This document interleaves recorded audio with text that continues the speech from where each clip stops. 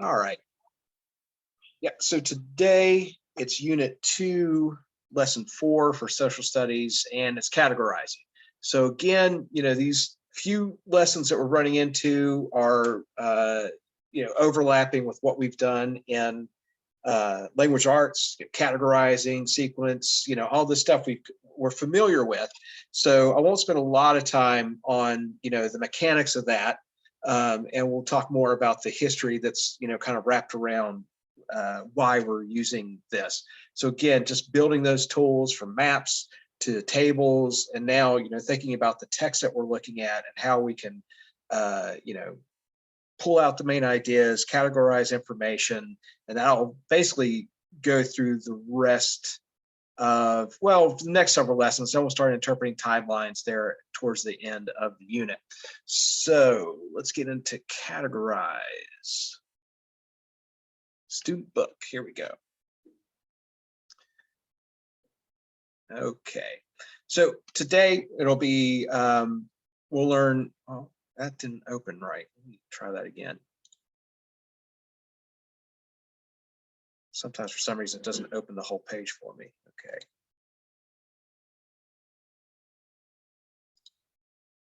Yeah, here we go. Yeah, so by the time we finish, we'll be able to categorize information, which we've already done to some degree, examine how things are alike and how they're different, which we've done, and identify patterns and trends, which is probably more what we're going to use this for in application of social studies, right? When we think about history. So that's what we're going to look at is some more sort of historical context with what we're doing with categorizing.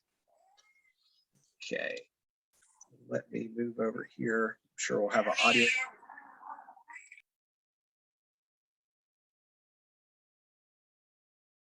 Okay, let's start that. A good way to organize information about people, places, dates, and events is to categorize it. To categorize means to place information in a group of similar or related items.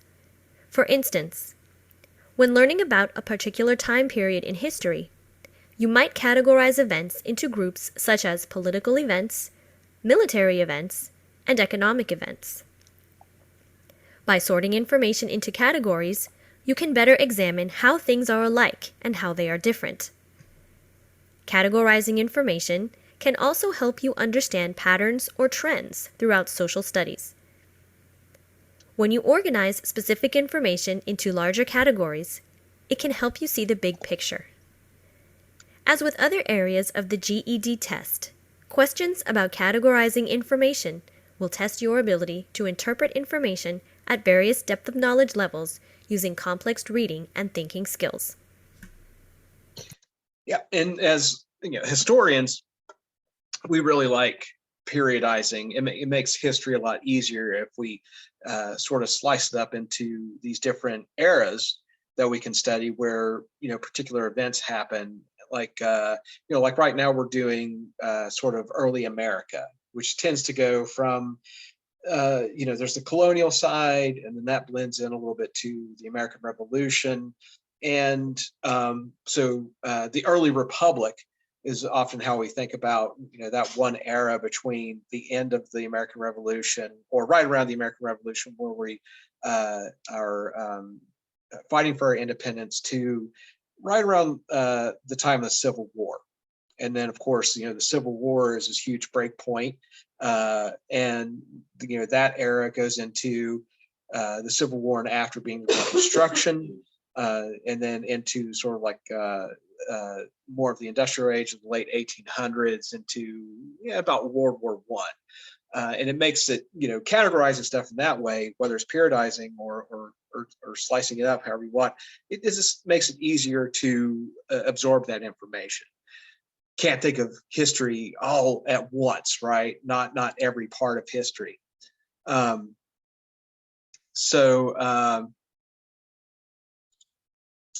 Anyway, we'll move on here. Take a look. So again, one other way we're going to categorize, right? And a good way that we've learned here recently is with tables. And this one in particular is good because we keep running into this idea of Federalist and what they call Anti-Federalists, at least for the title here. And our columns are groups, right? We have two groups: views on government, view on Constitution, and prominent member. So the two groups, first off, we have Federalist, and here in our text box, it says the two main categories shown in this table are Federalist and Anti-Federalist. You can use the content of the table to determine whether other people or ideas should be categorized as Federalist or Anti-Federalist. And of course, the Anti-Federalist lot of the political party was the Democratic Republicans. Like Thomas Jefferson was one. They have Patrick Henry here. But anyway, so for Federalists, their view on government was support of a strong national government. They wanted a large military force and supported by commerce and industry over agriculture. And they were opposed to slavery. So a lot of your Federalists were from the northern states. So, you know, there was industry is a weird term because it's, you know, we're not talking about, you know, huge factories with, you know, smoke billowing out of them at that point early on, but it was more industrialized. It was moving more towards manufacturing in the North and things like that. And of course, you had a lot of shipping that came in to those northern ports as well. And they supported a stronger central government. They, you know, by doing that, you could raise tax, you could levy taxes, you could raise a military to defend the country and stuff like that. And their view on the Constitution, of course, they supported the adoption of the Constitution, right? We talked about the difference between the Articles of Confederation and the Constitution. The Constitution supported or framed a stronger central government, right? And one in which you had that bicameral House, where you had a bicameral legislature with the House of Representatives and the U.S. Senate. You had the president over top of the executive branch. You had these checks and balances. And of course, that prominent member they have here is Alexander Hamilton, which in the past, you know, maybe a decade ago, we would have considered John Adams one of the more famous Federalists, but thanks to Lin-Manuel Miranda, we've learned a lot more about Hamilton in recent years. And then, of course, on the other side is the Anti-Federalists. So they wanted to limit power of national government, right? They were more about states having control. They believed, you know, states should keep as much power as possible. Remember, they wanted states to be able to levy taxes, favored agriculture over commerce and industry, and supported slavery. So you could see right there, you know, we're also talking about there was more Anti-Federalists, there were more Democratic Republicans in the southern states, right? That's where you had a lot more agriculture, you had a lot more farming. They were using, right, basically, they were using free labor. They had slave labor. So they didn't want the North, or I shouldn't say North, they didn't want Federalists interfering with that. They were afraid of a more industrialized country sort of encroaching on their agrarian society. So their view on the Constitution, of course, they were opposed to adopting it, particularly initially because the Articles of Confederation gave more power to the states. And the prominent member they have here is Patrick Henry. Of course, Thomas Jefferson was another one that was much of an Anti-Federalist. And our other text box here on B, it says tables are useful tools for categorizing information. Here, information about these groups has been categorized according to views on the government, views on the United States Constitution, and some of the prominent members or leaders there. And it's, yeah, you know, this is what you'll see, and it's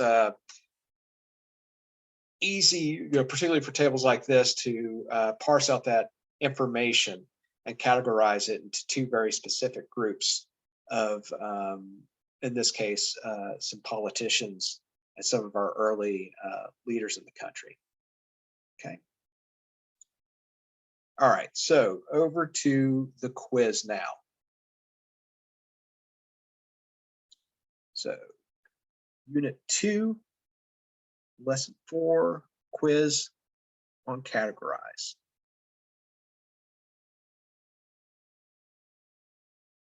All right, so I'll start here, open that up. And so again, same table we're starting with. And this is funny, they actually changed the prominent leader, right? Before it was Patrick Henry. Now we actually see Thomas Jefferson in this one, but we have all the same information. Okay, and then our little using logic text box is here. It says, when categorizing information, determine the most general categories into which information can be grouped. Then you can further group each set of information into more specific categories, right? So you can do sort of broad, like if you think about our political spectrum today, right? You have Republicans and Democrats. But then you can further split that, right? You have some that are farther right-leaning, and you have some that are farther left-leaning. So you might put like Bernie Sanders sort of out there towards the end of the left. He would be farther left than, well, he's farther left than Joe Biden, right? He's farther left than the president.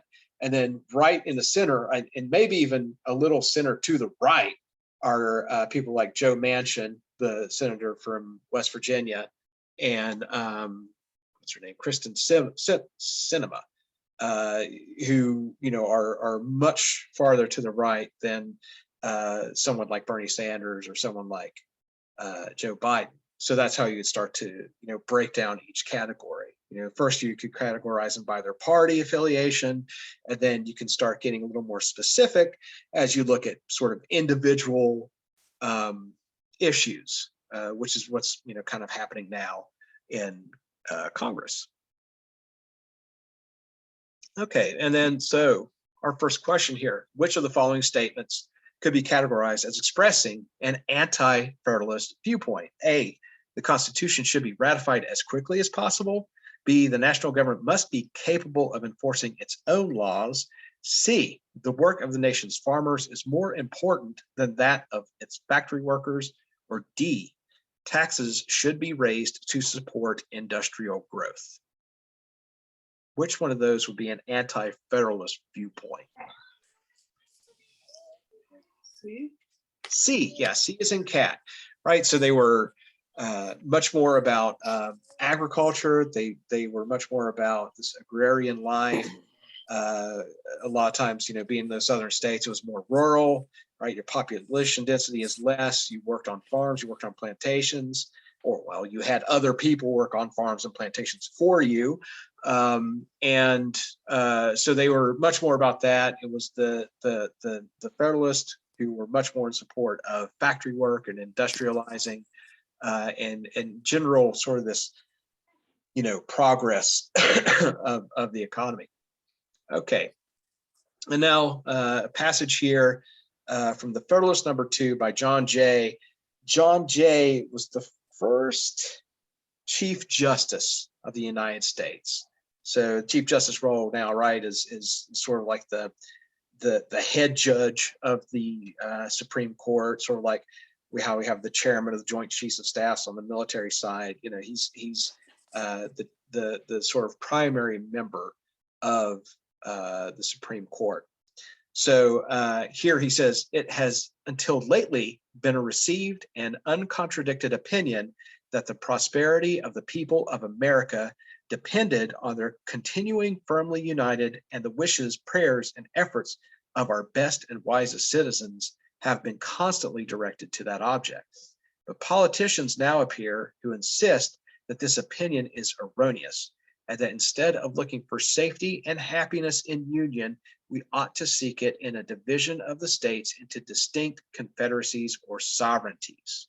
Okay, so he's sort of pointing out this idea where there's some division between the politicians, right? He's pointing out that division between the Federalists and the Anti-Federalists, who are looking more to the sovereignty of the states, right? The sovereignty is your sovereignty, basically meaning your own political power.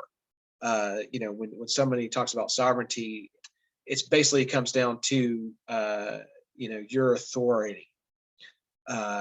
So they're looking for more authority in their states, more rule of law than that of the central government, right? And the Federalist, so there was a bunch of papers, right? The Federalist Papers, most of which were written by Alexander Hamilton.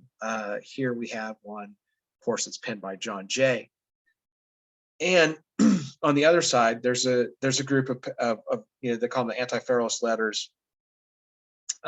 Same kind of idea. There's a bunch of papers and articles that were written. A lot of them, they used pseudonyms. They didn't use their real names. So along the way, we sort of found out who they were. And of course, they were, again, prominent political identities during that early republic. So anyway, so here it says there are certain unalienable and fundamental rights which, in forming the social compact, ought to be explicitly ascertained and fixed. A free and enlightened people in forming this compact will not resign all their rights to those who govern, and they will fix limits to their legislators and rulers. So, with that, which two categories of individuals does John Jay identify in the first excerpt? A, his supporters and supporters of Alexander Hamilton. B, people who believe in a strong central government and people who believe in strong state governments. C, people of America and politicians from Great Britain. D, supporters of state militias and supporters of a national army. Which one does John Jay point out there in that first paragraph? Broadly defined.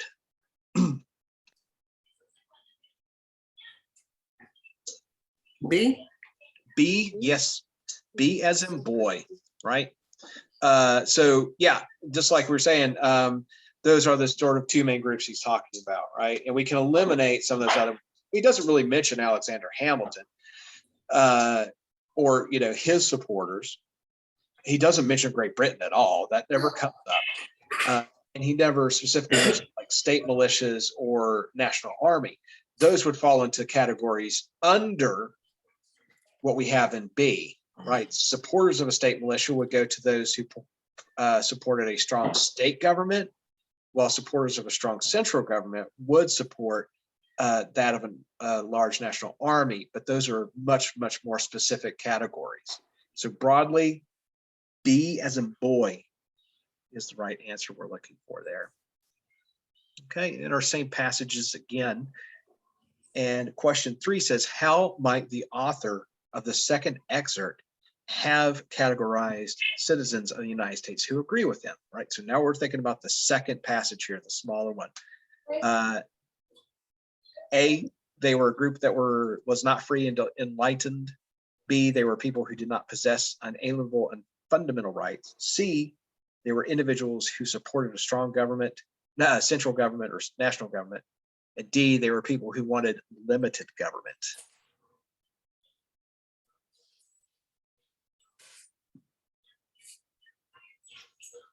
D? D is in dog, right? And your big clue here is right there. Mm-hmm. Yep, Anti-Federalist, right? So D as in dog, there are people who wanted limited government, at least limited central government. Okay. Okay, and another passage here. So Georgia was the southernmost colony and bordered Spanish Florida. In 1739, when England and Spain were at war, colonists were successful in beating back a Spanish retaliation attack on the colony. To help to defend against the possibility of invasion, the city of Savannah, Georgia, was fortified. By the time of the American Revolution, Georgia remained the least populated colony, with its land still mostly wilderness. After the American Revolution, many states tried to expand their territories toward the Mississippi River. In 1785, Georgia established a claim to land in what is now present-day Alabama and Mississippi. Spain had first claimed the territory and ordered the Georgian settlers to leave. In 1789, land companies purchased some of this disputed land from the Georgia legislature. Further complicating the issue of ownership, at that time, Spain still claimed a portion of this territory. And probably remember from the maps that we looked at, right? The original Georgian colony was fairly small. And then after the war, when Britain ceded that land to us, there was claims to that land. Georgia did expand, but what it's telling us here, right, afterwards, they were attempting to take what was going to be land in Alabama and Mississippi, right? They were looking for a huge state of Georgia over that territory. Of course, the problem there also was that Spain was still a player basically on North America. They controlled Florida, or what was the territory of Florida, and Georgia was sort of on that southern frontier. So they were kind of creating friction with Spain as they were trying to expand. Okay, and then number 4, so into which category could the future states of Alabama and Mississippi be placed? A, Federalist states, B, English colonies, C, Spanish colonies, or D, Southern states? C. C, it's actually D. D as in dog, because we expand westward at that point. So Alabama and Mississippi, right, are going to be off to the west of Georgia, and that most of that territory of, you know, south of Georgia being Florida, right? You think of the Florida Panhandle, that was what was the Spanish colony at that time, or Spanish territory. They had some settlements in there, so it was a Spanish colony. So D as in dog for number 4. And then which of the following could be a reason why Georgia categorized the Spanish as a threat? So A, Georgia was the least populated colony at the time of the American Revolution. B, the land in Georgia was mostly wilderness. C, British and Spanish forces were at war over Georgia. Or D, Georgia bordered Florida and had been previously attacked by the Spanish.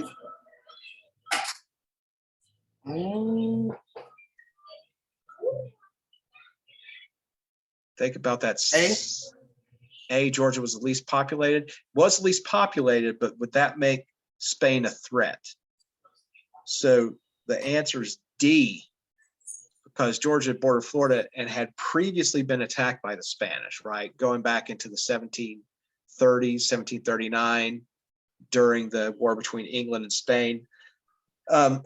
Spain during the American Revolution was a sort of a soft ally with us, with the Americans, because of course France was our big ally that gave us a bunch of ships and guns and war support, but Spain also wanted to see Britain beat because they were also in competition with Britain. So anything that hurt Britain was felt to be good for France or Spain, who are also these, you know, sort of sea powers and big colonial empires. So anyway, D as in dog for number 5. And our last one for the quiz. So into which foreign relations category is the information in the passage to be placed? So A, Spanish American, B, English Spanish, C, English American, or D, Georgia Florida?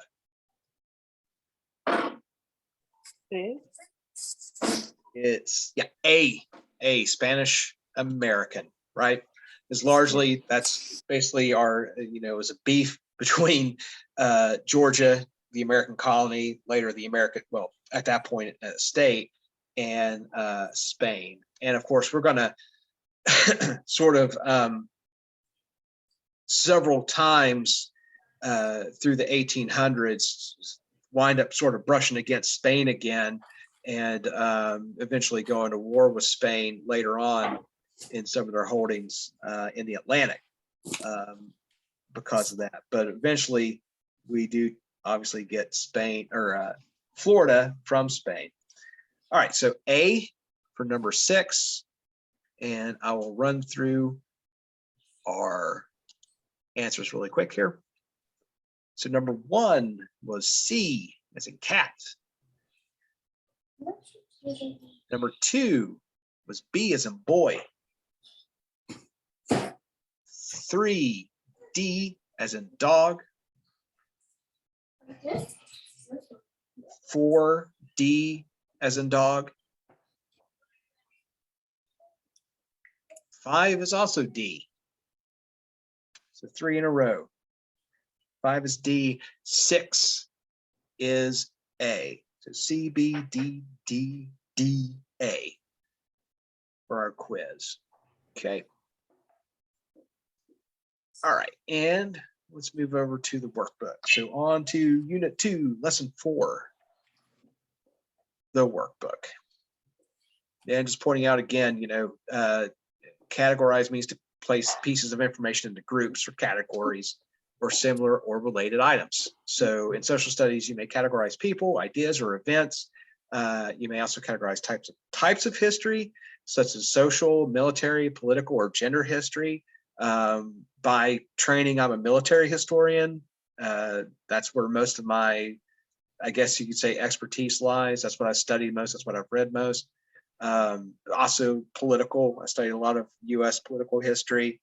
But you have those categories, right? Gender history, you could just do women's history. We have some great women and gender historians when I was there.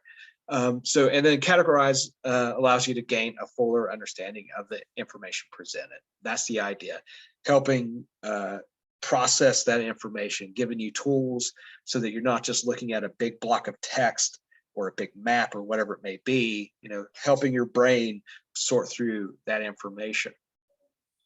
Okay, so we'll start up the workbook here.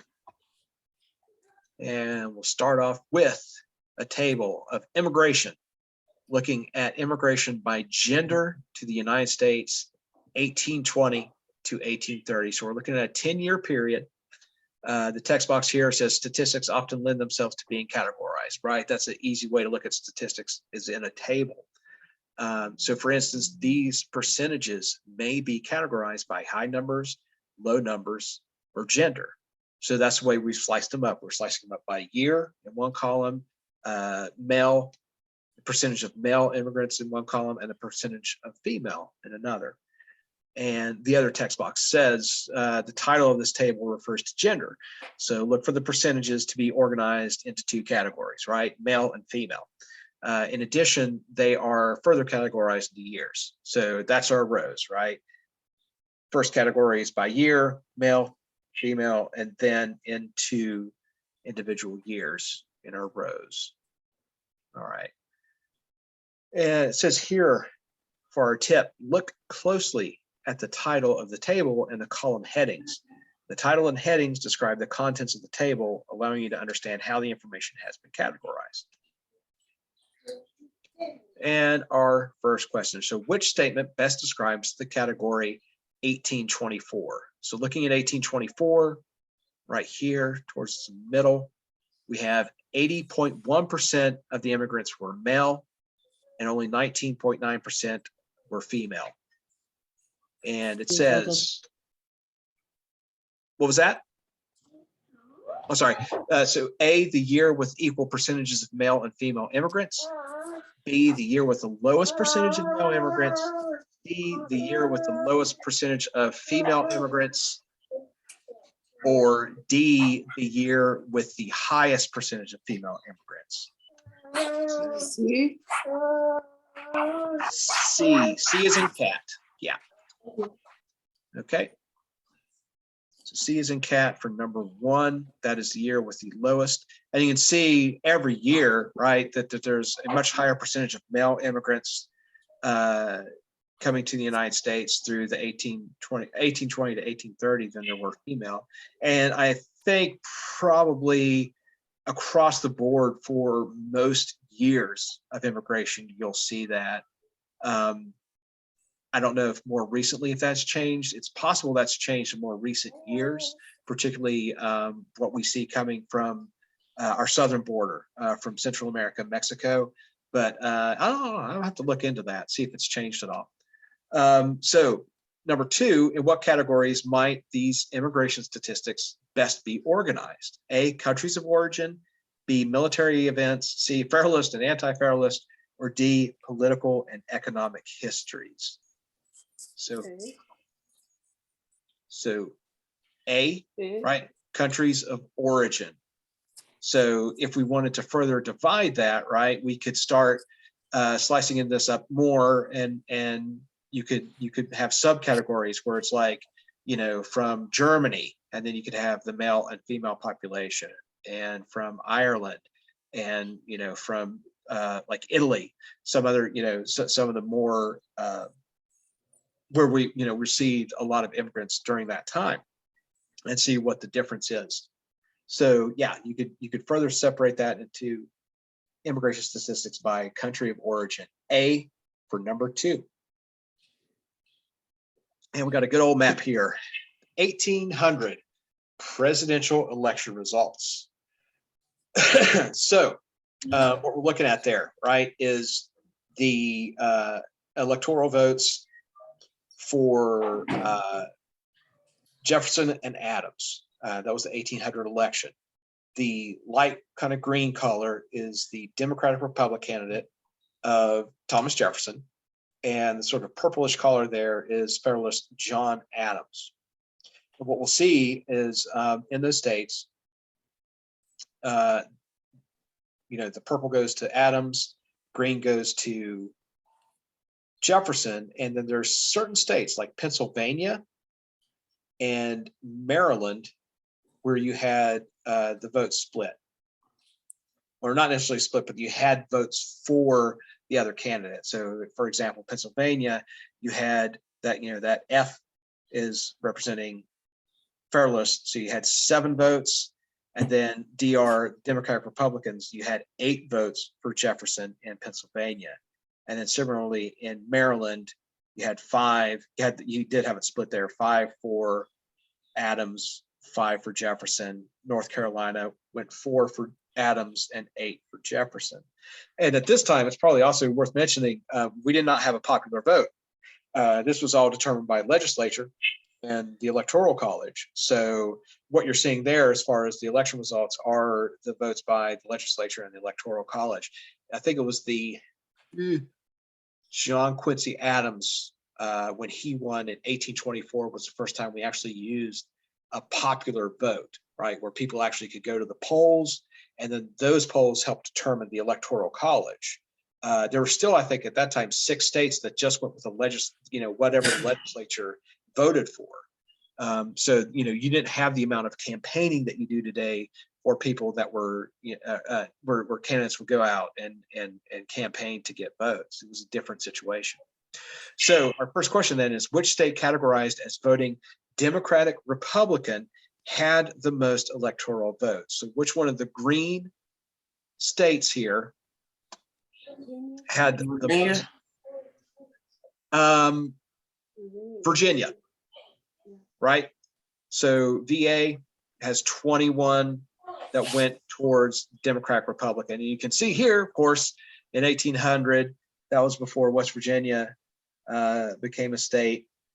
And you had a big, huge state of Virginia there in 1800. So number 3 is Virginia, VIRGINIA.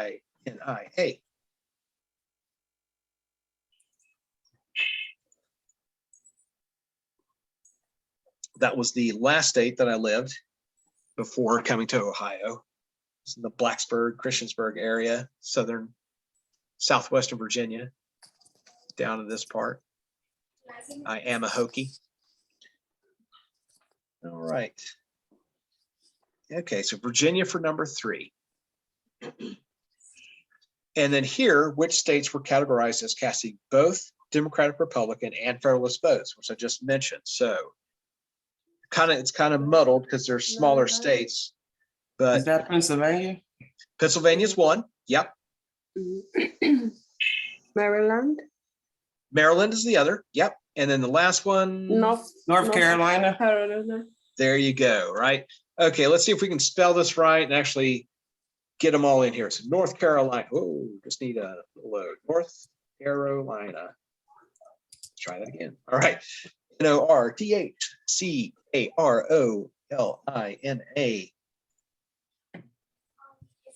Okay. And Pennsylvania. I was also a Pennsylvania resident for a long time. PENNSYLVANIA. Yleviania.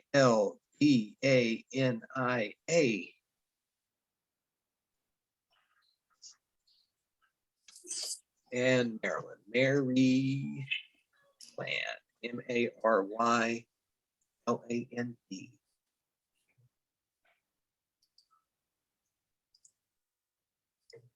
All right, so North Carolina, Pennsylvania, and Maryland are number 4. Okay. And now, see what it says here. So in which category is the state of Vermont? So Vermont up here at the top. Federalist? No. Federalist. Yep. I always remember, I don't know why, but whenever I think of Vermont, I remember that it has a little bit of a V shape. If you look, it kind of goes up and out from the bottom. That's how I always tell the difference between New Hampshire and Vermont. So for Federalist for number 5. Federalist. Federalist. Okay. And I think it's worth pointing out, right, is that if you look, we talked about, you know, the Democratic Republicans being a strong Southern party because of agriculture, but you see, you know, farther into the middle, what was the middle colonies, right, and what's now sort of northern states like Pennsylvania and New York, that there was a lot of support for a Democratic Republican candidate at that time.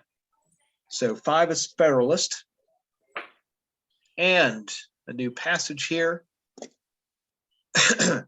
So George Washington believed that political parties would prove harmful to the United States. Well, I think George was onto something there. So in his 1796 farewell address as president, he discussed his views of these parties and his concerns for their impact on the country. The common and continual mischiefs of the spirit of party are sufficient to make it the interest and duty of a wise people to discourage and restrain it. It serves always to distract the public councils and enfeeble public administration. It agitates the community with ill-founded jealousies and false alarms, kindles the animosity of one against another, foments occasional riot and insurrection. It opens the door to foreign influence and corruption, which finds a facilitated access to the government itself through the channels of party passions. So believe it or not, there was a time when men like George Washington thought that we could be a nation without this division of political parties.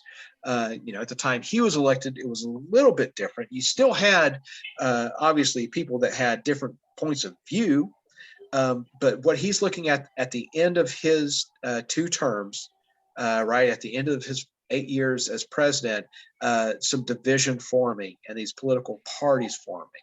And it's sort of a warning here about what can occur if, you know, this continual division continues. So he's, you know, ill-found jealousies and false alarms, kindles the animosity of one against another, foments occasionally riot and insurrection, and it opens the door to foreign influence and corruption, which finds facilitated access to the government itself. So, you know, he's really speaking to. It's funny because it certainly rhymes with a lot of what we have seen recently. And then here it's asking, so in the passage, Washington describes several types of potentially harmful effects of political parties. The bribery of an elected official by another government can be categorized under which of the following harmful effects: A, distracted public councils; B, animosity between groups; C, riot and insurrection; or D, foreign influence and corruption. All levels.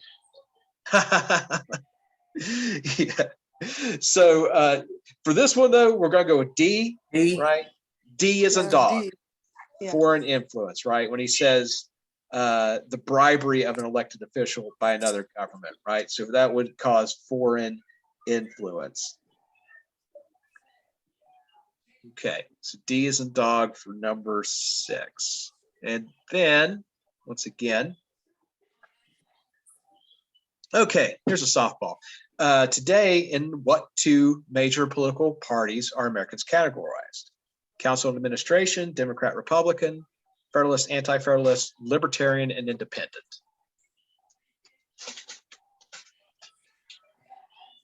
So B, right? Yeah, B as in boy, Democrat, Republican. And I mean, there's still, you know, a sentiment of Federalist and Anti-Federalist, right? Because we have, you know, particularly among the Democrat Party, an idea where stronger central government plays a part. Republicans tend to boast of wanting stronger, you know, state governments or allow states to make their own choices, you know, less interference by central government, basically, a weaker central government. So yes, 7 is B as in boy. And now we got a little piece on Napoleon and the Louisiana Purchase. So in 1803, French Emperor Napoleon Bonaparte, faced with an imminent war with Britain, finally agreed to sell the Louisiana Territory to the United States. Napoleon feared that Britain might try to occupy the territory. The Louisiana Purchase, as it became known, included more than 800,000 square miles of land west of the Mississippi River. The United States paid $15 million for the land. President Thomas Jefferson wanted to acquire the land to continue westward expansion of the United States and to gain full control of the Mississippi River. So we've talked about this a little bit before. France was kind of getting back on its feet after some of which caused by the American Revolution and helping us. And they accrued a lot of debt from that to, you know, ironically try to weaken the British Empire. And so coming out of that, they had their own revolution. And then we get to the 1800s, we have Napoleon Bonaparte, who is, you know, a good military leader, is called himself an emperor and trying to reestablish France. And he's looking at this territory that you know, they don't really occupy, you know, New Orleans and some settlements sort of like that that have sort of a French population to some degree. But there's a lot of territory there that they don't really, you know, they own in name, but they don't really have a presence there. After the American Revolution, there just wasn't a French presence in North America. So he's looking at that as a liability. Because, okay, we own this. If Britain goes and occupies it, that looks bad for us. That causes a problem. If we sell it, though, to the United States, then that would cause a problem between Britain. And that would be the United States problem at that point. And so Britain might avoid that because, you know, they got their hands everywhere else in everybody else's business. So if we sell it, that might save us trouble down the road. So that was sort of his thinking. On our side, or on the US side, Jefferson's thinking is like, okay, this is a big piece of land that we can use for expansion, and that will allow us to gain control of the Mississippi. And with control of the Mississippi, that's a big commerce route, right? You can, you know, Mississippi's this huge wide river. We can float you know, goods and trade up and down the Mississippi River. If we control all of that, we don't have to worry about rivals. This huge piece of land is going to be really good for just the economic health of the United States, expansion, all of that. So, and still at $15 million.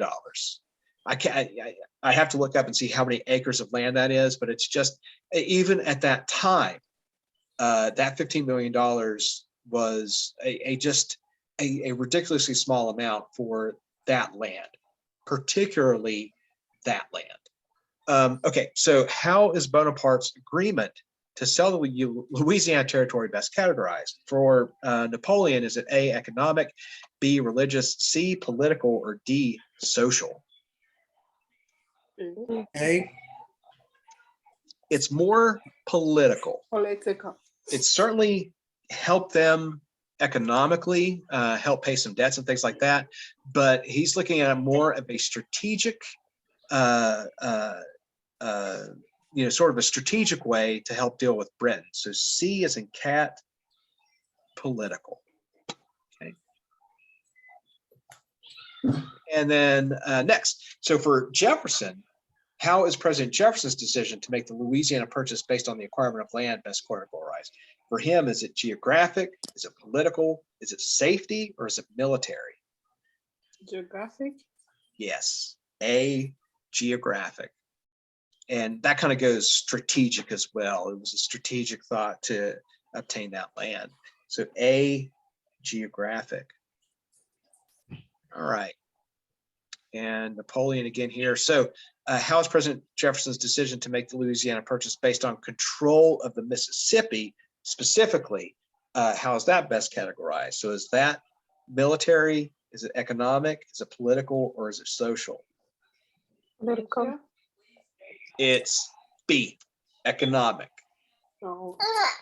So in particular with the Mississippi River, right? Because that's a route from the Gulf Coast, where it empties into the Gulf, that you can, head inland and use that waterway to move goods, people, whatever you need up and down the Mississippi. So, just like our interstate system today, that was a huge, system of travel and system of commerce for the United States after that point, after the purchase. Okay, and 11. So yeah, 10 was B as in boy. 11, under which U.S. history category would the Louisiana Purchase be categorized? Is it part of the Articles of Confederation? Would it be B, part of Manifest Destiny, C, Indian policy, or D, slavery?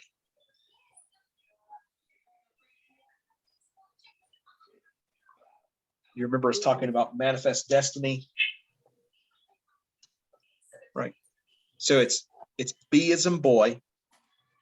And I mentioned, Manifest Destiny about this sort of this will to expand, that it was our destiny to expand west and take control of, from the Atlantic to the Pacific. That should be American land, and we should use it for progress and the general promotion of American progress. So B, Manifest Destiny for number 11. Yeah, now we have the Lewis and Clark expedition. So commissioned by President Thomas Jefferson and officially called the Corps of Discovery. Main goal was to find a northern water route between the Atlantic and Pacific. Led by Army officers Meriwether Lewis and William Clark, lasted from May 1804 through September 1806. Journey began and ended in St. Louis. The Corps reached the Pacific Ocean bordering present-day Oregon. Clark served as a naturalist and kept a detailed journal of the new plants and animal species discovered. Failed in the main mission to find a Northwest Passage.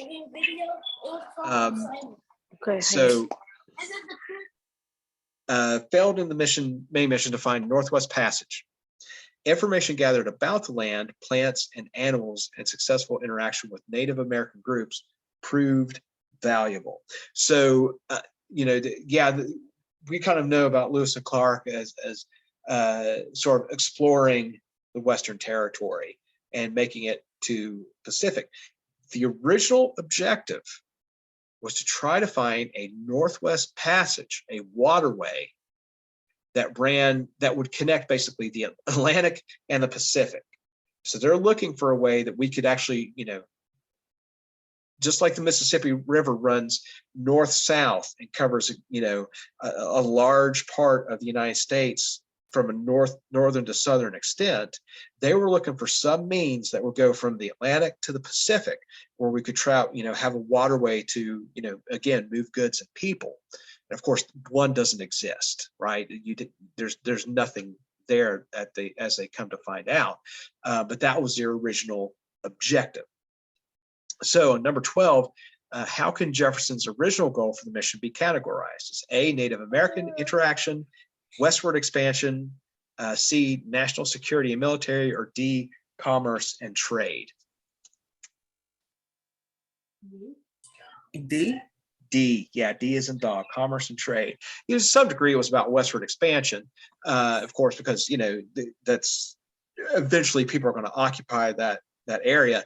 But what Jefferson's role was in this, and what he wanted Lewis and Clark to find out was a waterway, and that was much more about commerce and trade. So D, as in dog. Okay. All right, 13. Our same passage there. So under which categories might the result of the Lewis and Clark expedition be placed? A, trade and commerce, B, science and culture, C, arts and volunteerism, or D, military and defense. So above and beyond trade and commerce, which kind of failed, right? Because they ended up on the Northwest Passage. What else, how else could that be categorized? B. B, right, yeah, because we see right here, it says Clark served as a naturalist, right? So he was keeping details about new plants and animal species discovered, and also interaction with Native Americans at that point. So that could also be seen as culturally significant. So 13, B, science and culture. B as in boy. And here, the justification for the Louisiana Purchase and the Lewis and Clark expedition could be placed under what category? So was it religion, politics, economics, or civil rights?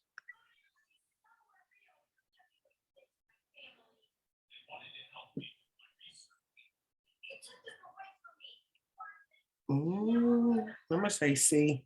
C, yeah, good call. C, economics. C is in cat, right? We can eliminate religion. There's nothing in there about religion. We can eliminate civil rights, and that leaves those two.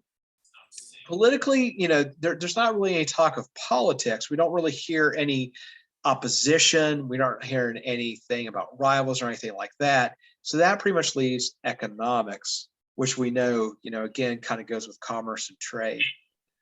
Okay, and another passage, this one probably take us through the end of the workbook. So when Congress passed the Northwest Ordinance in July of 1787, right? We've dealt with this again, or several times. The Northwest Territory was created. The new territory was a sizable area of federal land east of the Mississippi River between the Great Lakes and the Ohio River.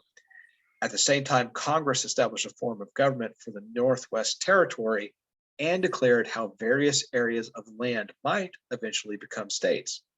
The Northwest Ordinance required the creation of at least 3, but not more than 5, states from the Northwest Territory, and the boundaries of each new state were defined. The territory prohibited slavery and required each new state to number at least 60,000 inhabitants to qualify for statehood. So some of that information we've seen before, right? As far as like at least 3, no more than 5 new states or territories, and the boundaries there along the Ohio River and the Great Lakes and the Mississippi River. And there we have our Northwest Territory states, right? Ohio was the first in 1803. I think OU was founded around that time as well. Indiana, 1816. Illinois, 1818. Michigan, 1837. Wisconsin, 1848. And the order of entry. So Ohio was the 17th state. Indiana was the 19th. Illinois, 21st. Michigan 26th, and Wisconsin was the 3rd. So which state could be placed in the category of states formed after 1840? Is that going to be Ohio, Indiana, Michigan, or Wisconsin? Wisconsin? Yep. D is in dog, Wisconsin. Okay. So 15 is D, and then on to 16. So the information presented in the table and the passage can be categorized as states created from the Northwest Territory. How else could this group of states be categorized? As A, free states, B, states west of the Mississippi River, C, states south of the Ohio River, or D, slave states. So considering the table and the passage, have to look at both of those. Which category?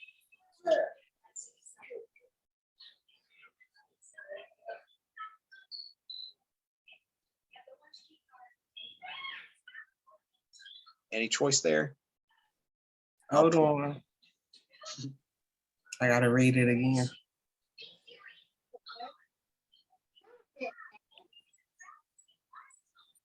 I'll point it out here.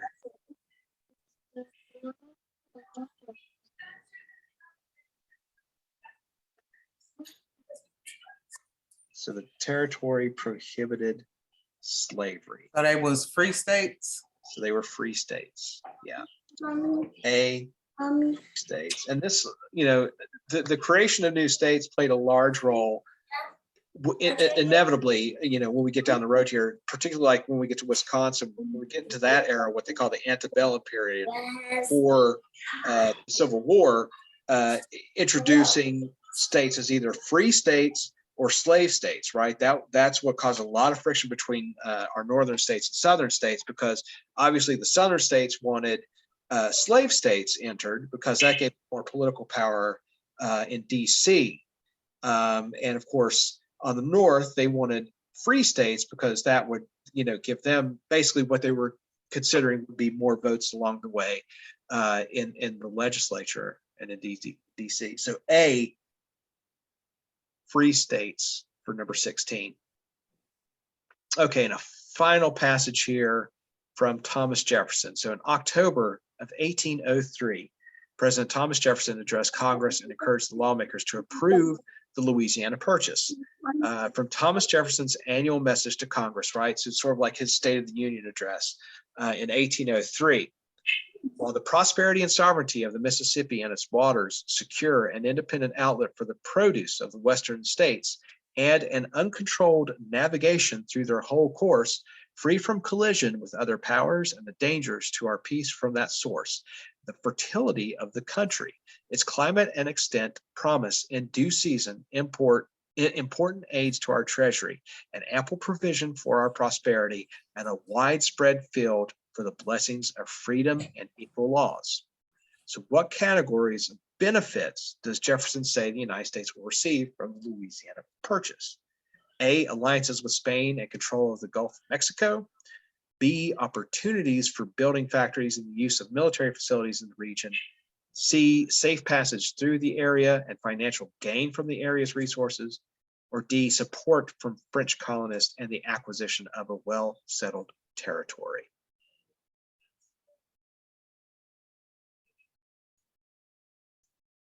Which one's there? It goes again with the earlier questions we had on the Louisiana Purchase. What was Jefferson's main thoughts on that?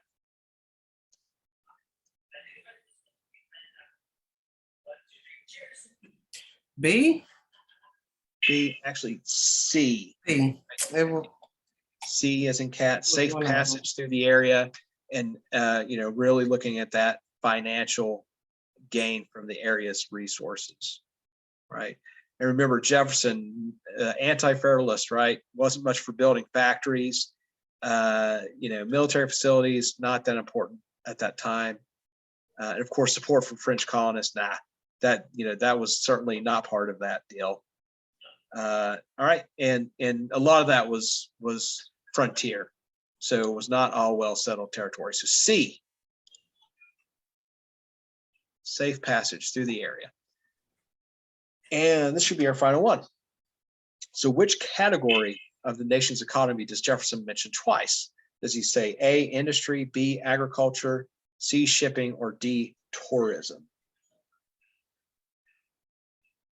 So not specifically does he say those words, but he alludes to them, right? A little bit of an inference you're going to make here. So while the prosperity and sovereignty of the Mississippi and its waters secure an independent outlet for the produce of the Western states and an uncontrolled navigation through their whole course, free from collision with other powers and the dangers to our peace from that source, the fertility of the country, its climate and extent, promise in due season important aids to our treasury, and ample provision for our prosperity, and a widespread field for the blessings of freedom and equal laws. So what is he alluding to there? Is it industry, agriculture, shipping, or tourism? B.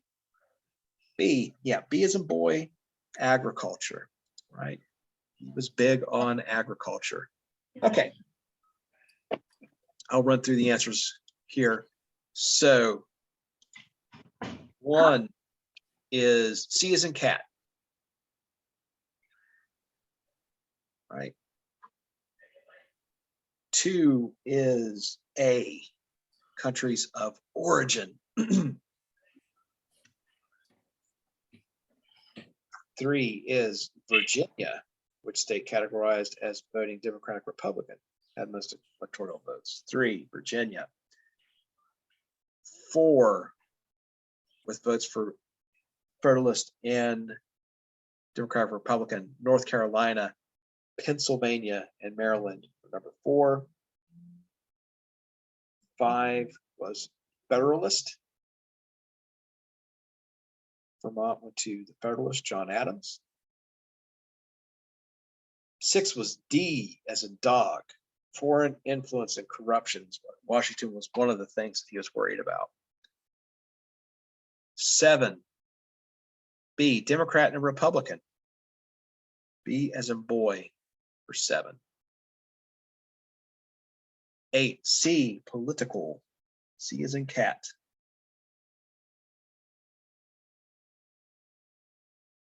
9, A, geographic.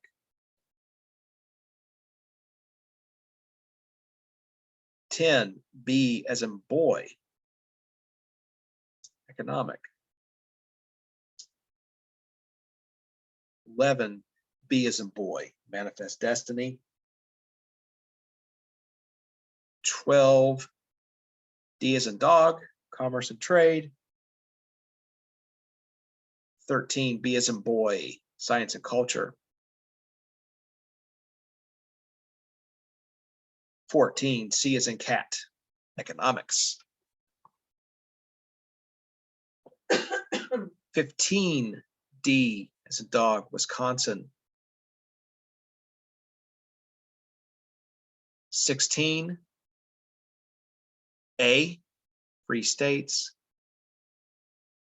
17, C as in cat. And 18, B as in boy.